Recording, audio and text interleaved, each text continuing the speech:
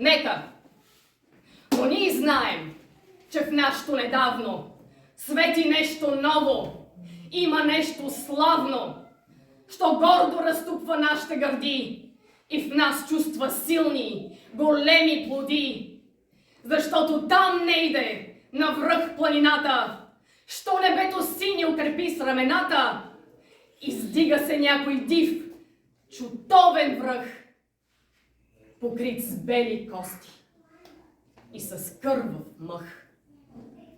На безсмъртен подвиг паметник огромен, защото в Балкана има един спомен, има едно име, що вечно живее и в нашата история като легенда грей. Едно име ново, голямо, антично, като Термопили славно, безгранично, що отговор дава и смива срамът и на клеветата струшава зъбът. О, шипка! 3 деня младите дружини как прохода бранят. Горските долини трепетно повтарят на боя ревът. Пристъпи ужасни. 12 път гъсти орди лазят по урбата дива. И тела я стелят, и кръв я залива. Бури подир бури, рояк след рояк. Сюлейман безумни сочи върха пак и вика: търчете! Тамо са раите! И ордите тръгват с викове сърдити. И Аллах грамовно въздухът разпра. Върхът отговори с други вик: ура! И с нов дъжд, куршуми, камъни, дървие, дружините наши оплискани с кърви пушкат и отблъскват без сигнал, без сред. Всяко гледа само да бъде напред и гърди геройски на смърт да изложи и един враг повеч мъртъв да положи. По шкалата екнат, турците реват, насипи налитат и падат и мрът. Идат като тигри, бягат като овци и пак се завръщат. Българи, орловци, като лъвове тичат по страшни редут, не сещат ни жега, ни жажда, ни труд. Штурмът отчаян, отпорът е лют. 3 дни вече се бият, но помощ не иде. От никъде взорът надежда не види. И братските орли не фърчат към тях. Нищо, те ще паднат, но честно, без страх, как шопа спартанци под сганта на Ксеркса. Талазите идат, всичките на Штрекса. Последният напън вече е настал. Тогава Столетов, наши генерал, ревна гороломно: млади опълченци! Венчайте България с лаврови венци! На вашата сила царят повери прохода, войната и себе дори!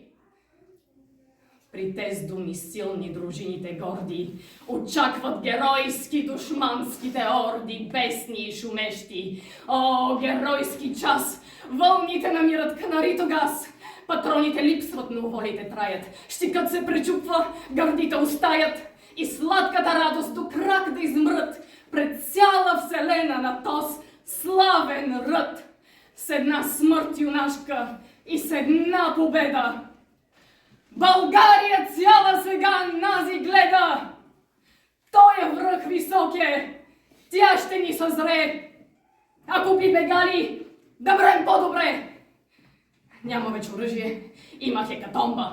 Всяко дърво мече, всякой камък бомба, всяко нещо удар, всяка душа плам. Камъни и дърви изчезнаха там. Грабайте телата! Някой се изкреска и трупове мъртви фръкнаха за вчаска. Ка демони черни на черни рояк катурят, струпалят, като живи пак.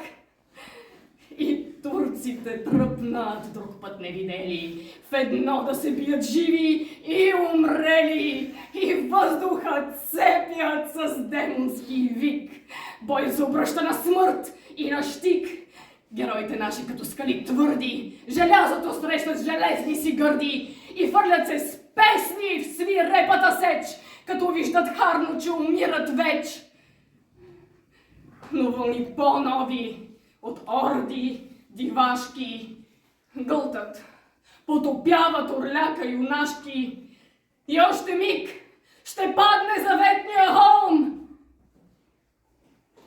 Изведнъж Радецки пристигна с гром!